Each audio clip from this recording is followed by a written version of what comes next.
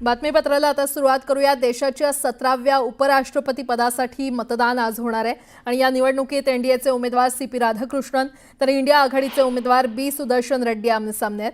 CP Radhakrishnan यांचं पारडं विरोधक इंडिया आघाडीचे उमेदवार बी सुदर्शन रेड्डी यांच्या तुलनेमध्ये जड मानलं जात आहे। बीजू जनता दल आणि शिरोमणी अकाली दल तसंच भारत राष्ट्र समिती यांनी निवडणुकीपासून दूर राहण्याचा निर्णय घेतल्यानं एनडीएची स्थिती अधिक मजबूत झालेली आहे।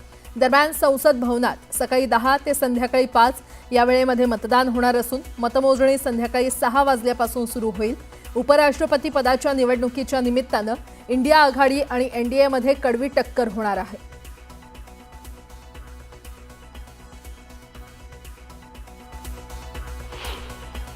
के लिए अलायंस का पूरा प्लानिंग हो चुका है, तैयारी पूरी हो चुकी है और जीत हमारी पक्की है। ये बिल्कुल हमारे लिए गौरव की बात होगी और राज्यसभा को नए सभापति मिलने वाले हैं, तो हम बहुत उत्सुक भी हैं। और वो महाराष्ट्र से राज्यपाल के तौर पर भी उन्होंने काम किया है, तो बहुत आनंद की बात होगी जब उनके साथ राज्यसभा में काम करने को, उनके मार्गदर्शन में काम करने का मौका मिलेगा।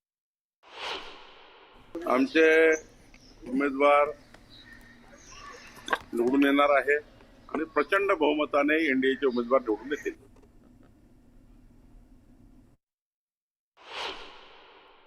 मध्ये मतदार लोकसभा आणि राज्यसभेचे सगळे खासदार असणार आहेत। ती अपील अतिशय महत्त्वाची आहे। ज्यांना ज्यांना असं वाटतं की संविधान वाचावं, या देशाची लोकशाही वाचावं, त्यांनी मला मतदान करावं।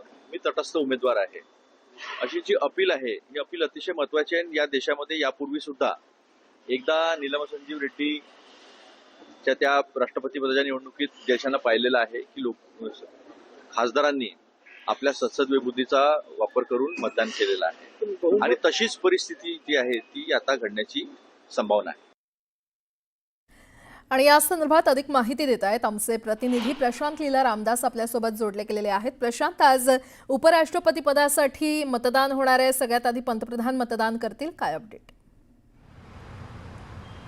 बरोबर, सकाळी 10 वाजता पंतप्रधान नरेंद्र मोदी एनडीएच्या घटक पक्षांच्या नेत्यासोबत जाऊन मतदान करणार आहे।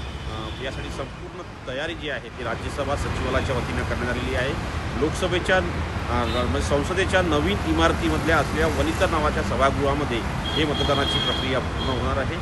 यासाठी राज्यसभा सचिवालयाच्या वतीने सर्व ती तयारी करण्यात आलेली आहे। सोबतच यापूर्वी कुठल्याही प्रकारचा धोका होऊ नये यासाठी राष्ट्रीय लोकशाही आघाडीच्या वतीनं संपूर्ण तयारी करण्यात आलेली आहे।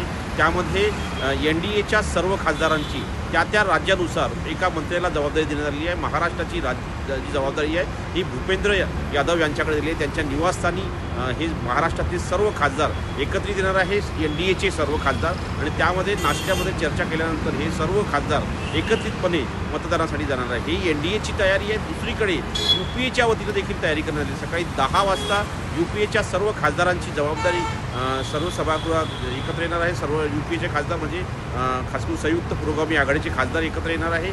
आणि महत्त्वाचं म्हणजे जर बघितलं तर महाराष्ट्रातील जे काँग्रेसचे खासदार आहे त्याची जबाबदारी खासदार प्रणिती शिंदे यांच्याकडे देण्यात आलेली आहे। त्या प्रणिती शिंदेंच्या नेतृत्वामध्ये हे सर्व महाराष्ट्रातले खासदार एकत्र येतील आणि ते निश्चितपणे तसे मतदान करायला जाणार आहे। पण महत्त्वाचं म्हणजे यामध्ये जर बघितलं तर 3 पक्ष जे आहेत ते यावेळेस अबस्टेन राहण्याची, म्हणजे त्यांनी मतदानापासून दूर राहण्याचा निर्णय घेतलेला आहे। त्यामध्ये शिरोमणी अकाली दल त्यांनी पंजाबच्या मध्ये जे पूर परिस्थिती आहे त्याचं कारण दिलेलं आहे। त्यानंतर बिजू जनता दल ज्याला संबोधलं जातं, बिजू जनता दलाने स्पष्ट केलं आहे की सध्याची जी परिस्थिती आहे ही ओरिसाच्या विरोधातली आहे, त्यामुळे आमचे सर्व 7 खासदार हे मतदानापासून दूर राहतील। त्यानंतर 4 खासदार जे आहेत हे बीआरएसचे म्हणजे भारत राष्ट्र समितीचे तेलंगणाच्या जो प्रादेशिक पक्ष आहे त्यांनी दावा केलेला आहे की तेलंगणाच्या विकासाकडे केंद्र सरकार दुर्लक्ष करत आहे, त्यामुळे या पद्धतीने त्यांनी दूर राहण्याचा निर्णय घेतला आहे। आणि साधारणतः ही जी लढाई आहे ही सुधाकर रेड्डी आणि डॉक्टर सीपी राधाकृष्णन या 2 तुल्यबळ उमेदवारांमध्ये होणार आहे। पण सध्याचं जर बघितलं तर डॉक्टर सीपी राधाकृष्णन यांचं पारडं सध्या जड आहे उपराष्ट्रपती पदाच्या निवडणुकीमध्ये आणि होऊ शकतं संध्याकाळी 5 वाजता मतदान संपल्यानंतर 6 वाजता मतमोजणीला सुरुवात होईल आणि आजच निर्णय येण्याची शक्यता आहे। आणि त्यानंतर महत्त्वाचं म्हणजे येत्या 12 तारखेला म्हणजे 12 सप्टेंबर रोजी शपथविधी देखील होण्याची शक्यता व्यक्त केली जात आहे। स्टुडिओ ठीक आहे प्रशांत, अपडेट घेत राहू, तुर्तास धन्यवाद।